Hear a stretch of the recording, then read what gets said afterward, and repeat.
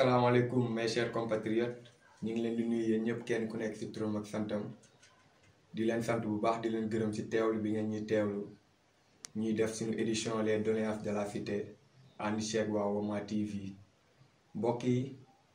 tey nag ñi ngi ñëw di sant yàlla bu baax a baax gannaaw ba yàlla indee jàmm ci suñu biir réew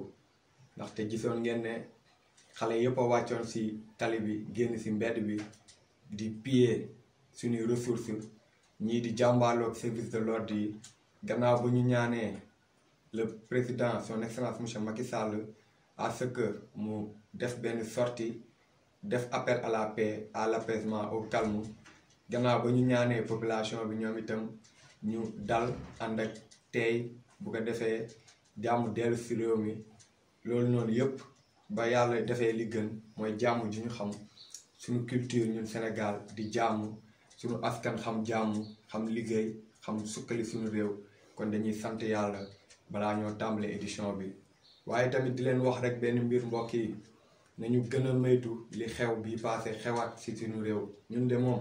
ñun ñi nga xamante ni ay patriotes lañ dañoo bëgg Sénégal di def politique te yàlla rek tax gëm ne amul li gën a noble imi bokk ci li nga xamante ni nii mooy avancer réew mi gestion cité bi amul li gën a noble loolu comme mission ndax sallallahu alayhi wa sallam moom mi nga xamante nii mooy suñu modèle ñun ñëpp moom moo ñu wan jàngal ñu que ne amul lu gën a noble ci mission gérer les affaires de la cité kon dañuy sant yàlla bu baax di bañ tamit li xew nii amaat ndaxte day delloo ginnaaw suñu réew mbokk yi ñi ngi profité nag di jaale ñi nga xamante ne nii ñàkk nañ ci seeni mbokk suñu mbokk la ñun ñëpp sax kon ñu ngi leen di jaale yéen ñëpp famille yi nga xamante nii ñàkk ngeen ci seen mbokk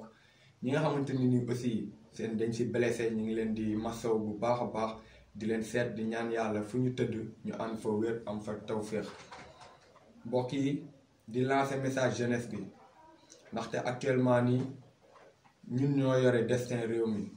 ñun bu ñu jugul fi ñu toll nii du baax ndax gis ngeen fi réew bi toll notre démocratie est menacée mbokk yi ñu teewlu loolu noonu jéem a fexe ñu ko éradiquer Sénégal dellu si nu mu meloon mais tamit Sénégal teg ay nit yu bees moo tax ñu ne woon kat nañu ànd ak Thierno Alassane Sall moom mi nga xamante nii mooy le leader politique de la République des valeurs di teewlu valeurs yi nga xamante nii moo baax ci suñu réew suñu maam yi moom lañ fiy bàyyi moo tax ñu ne nañ collaborer ak moom pour élection 2024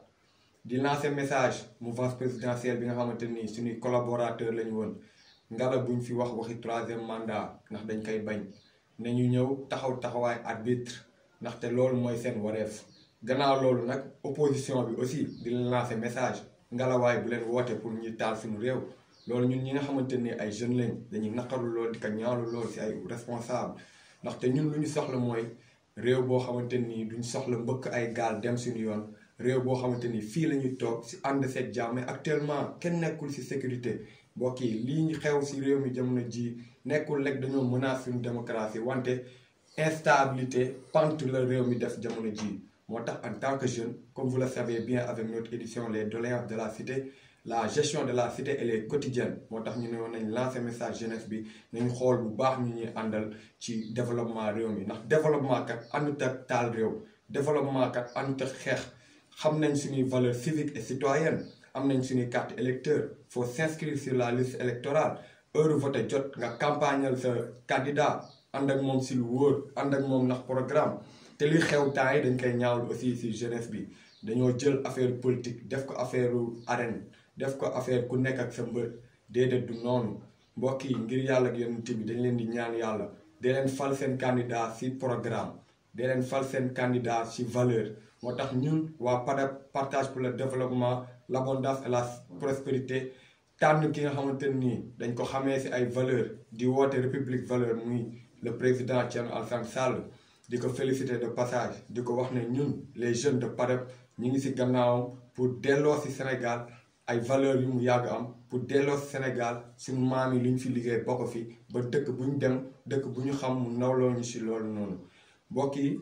bu ñu jugee ci loolu noonu message boobu la ñu amoon pour jeunesse bi pour ñu faire très attention bu ñu répondre à certains appels comme appels yi nga xamante nii dañuy taal réew mi y a des responsables politiques yoo xamante nii ils veulent faire de la jeunesse une rampe d'escalier te loolu dañ koy tere dañ ko fiy tere te duñ nangu kenn dérouler loolu noonu parce que ñun jeunesse bi ñun ñooy avenir réew mi mbokk yi ñu ñëw ci Covid-19 bi nga xamante nii moo lëmbee réew mi bu lëmbee àdduna bi yëpp Covid bi ba tey jii mi ngi faat ay bakkan actuellement franchir nañ baaru 1000 décès on a 1000 et quelques décès di jaale famille yi nga xamante nii ñoom ñoo ñàkk seen mbokk ci coronavirus bii nii ci pandémie bi nga xamante nii moo ñu xoj bàyyiwuñ benn yoon mais aussi di sensibiliser population bi à ce que ñu continuer respecter les mesures strictes pour prévention wu pandémie bii nii ñuy raxas suñuy loxo saa yu nekk muy éviter ay rassemblement di takk aussi suñuy masque moo kii fépp foo xamante nii ay nit dañ fay bëri ngela nañuy takk suñuy masque te tamit nañuy éviter di joxante loxo ak tamit di raxas suñuy loxo bu baax a baax yi mesure tamit doyul ndaxte le président de la république son excellence monsieur Macky Sall lancé na campagne de vaccination avec les soldats de la santé ñii tamit ñaax les soldats de la santé à ce que ñu saytu AstraZeneca boobu nga xamante ni nii dafa def ay effets secondaires ci ay kilifa ay góor yoo xamante ni ay kilifa lañ mu def ay effets secondaires mbokk yi ñi ngi ñaax les soldats de la santé ñu saytuwaat vaccin yi bu baax a baax te tamit ñu porter communication bu am solo bu ko defee ñu dalal xelu population bi defe naa ne loolu seen rôle la ñoom mais aussi ñëpp ñi nga xamante ni c'est des personnes en comorbidité nañuy jéem a fexe ñoom tamit ñu jege